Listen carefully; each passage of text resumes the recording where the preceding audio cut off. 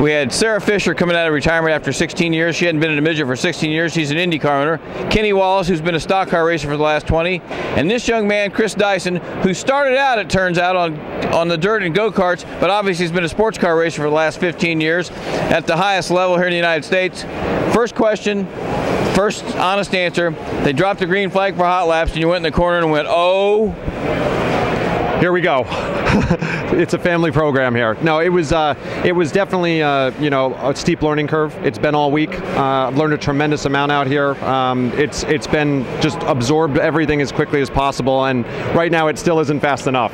But you sports car racing, smooth, apexes, you know, everything's kind of condensed into being smooth and smart and this is exactly everything against that. This is the anti-smooth. This is, you got to be smooth eventually when the track's, but when you're out here and you throw that thing in the corner, what's your brain telling you? I got to turn right to go left? Yeah, I mean, it's interesting. There's a real subtlety to it, and it's a real art form to drive these cars. The magic is actually anticipating where the track's going to go. The only analogy I can probably compare it to in road racing or you know, anything on asphalt is what it's like to drive in the rain. But the track is changing at such a faster rate here that your processing speed has to go up so much. Smooth, you know, yes, I think there is a smoothness. You know, when you watch the top guys, they're smooth. It's just they're doing, you know, basically the way you've got to approach the corner, you know, in a very smooth and very deliberate fashion. Probably in the same way an experienced road racer does on a road racing track. We're just doing our best to try to make it as smooth as possible and find the grip. Our buddy Corey Cruzman owns your car and put it together for you, and you've got to run a little bit at Ventura. Did that help prepare for the mayhem when they dropped a green flag for your heat race? Yeah, I mean, you know, everything's a little bit more sedate in testing. I mean, you know, you can wind the car out a little bit more, and you know, you can make mistakes. I mean, here there's no room for mistakes. You know, I mean, I've seen some of the best guys go over here, yeah. So you know, you got to approach this place with a certain amount of respect. This is about the size of the track I grew up racing on in Poughkeepsie, actually. And you said it was dirt. Yeah, and it was dirt then. It's paved now, but yeah, it was dirt back then, and but it's been a long time since that, and obviously it wasn't in a midget. So you know, it's been a wild week, and I've enjoyed every second of it, and I can't wait to come back here next year and do more of this kind of racing this year. I was going to say, I asked Cruzman yesterday, because you weren't here yet, and I said, what do you think? He goes, oh, he's hooked. He wants to buy one of these things. What's your dad think? No, my dad's been actually really supportive of it.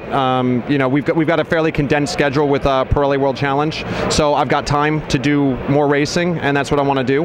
And you know, I've got to be careful, you know, how addicted I get to it. You know, but it's mesmerizing to do this, and you just got to approach these guys with the right amount of respect. I think the quality of the racing is fantastic. I mean, there's some stars out here. You know, there's some guys out here running that, you know, maybe, you know, the mainstream racing media maybe isn't covering, but these are guys you're going to hear about.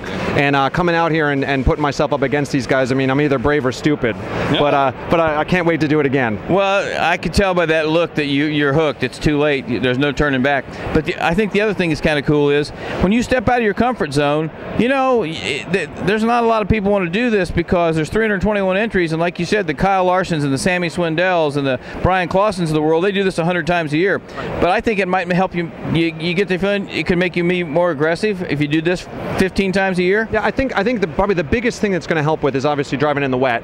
You know, I mean, obviously we're driving now, you know, the GT3 cars. You know, when the tires switch off, it's a bit different than the old high downforce prototype cars. So I think as far as car control and grip conditions, it's not going to hurt. And you know, I mean, Mario always said that one of the reasons why he was so good in the wet was from all his dirt driving. So you know, for me, it's a race car. It's got 4 wheels. You want to keep all 4 wheels on the ground, keep your feet on the ground when you're doing it. But you know, there's always something to learn when you're out racing. And for me, this is part of just, you know, pushing myself into a new realm and just trying to up the game all around. Well, we wish you luck, kid. You're going to be running Saturday in your big, who knows what event that'll be. But I guarantee you one thing: this will be something you can tell your grandkids about, because I'm proud of you to do this because you stepped out of your comfort zone and you found out what dirt racing's all about. And when Rob Dyson gets that call about midnight about that big loan for that sprint car next year, don't blame me. You weren't supposed to say anything. This is Robert Miller for RACER.com. Thanks for watching.